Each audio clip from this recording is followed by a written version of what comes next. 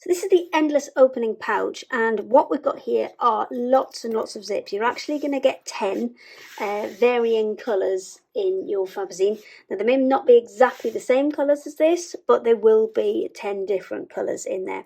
And what you need to do is join them all together to create kind of your own piece of fabric. So to do that, you're going to take 2 zips at a time and pop them face to face, and then just line up those tapes on the side and stitch.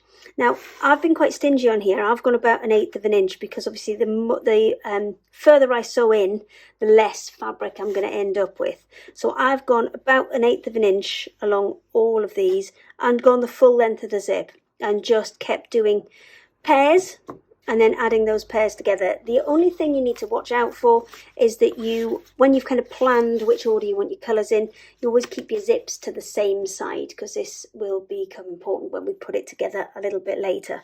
So once you've created your fabric, then you are going to make it into a pouch. Now you've got 2 different options for this. You can either sew it together this way. Let me fold it the other way out so you can see.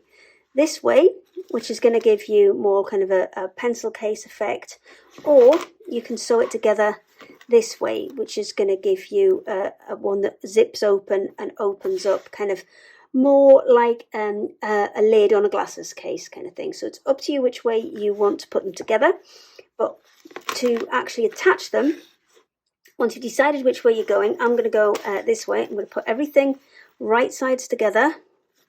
And then it's as simple as stitch around all 3 sides. Now, what you need to remember before you do this is that you need to leave one of your zips open. Doesn't matter which one, you just need to leave one of your zips open. So once you have sewn it all together, you can actually turn it right side out. So I will go ahead and stitch these together. So I'm going to go up this side. Now, it's up to you whether you want to come in front of or behind the bottom caps for these zips.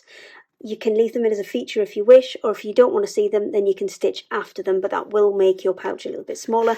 And the same with the caps on this end as well. Now I would probably recommend coming just inside these, or even just zipping the zips back so you can get them a little closer together when you do this end, because what will happen is when the zips are right at the top, you can see it kind of automatically splays out. So it's definitely worth just pulling them together like that, and a few tacking stitches or even kind of some quilt clips that just go and hold those ends together will really help you when you come to sew it. And you can pull these as far down as you need them to get them out of the way.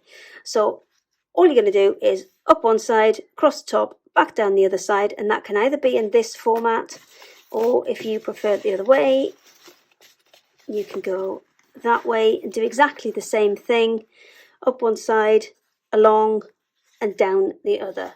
So I will sew mine together and then I'll come and show you the finished item.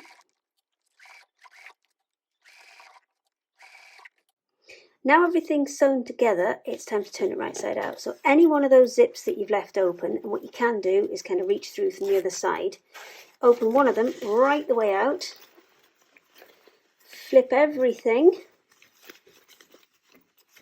I don't know if you can hear this, but I hear duck feet approaching.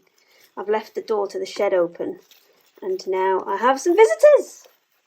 But hopefully we'll get this done before they start kicking off. So then what we're going to do is start zipping all of these right back up. Leave that one open at the minute. Etty, there are no treats in here. And then zip, zip, zip. And then what you've created is an endless opening pouch. So you can open this with any of those zips and it's all one pouch.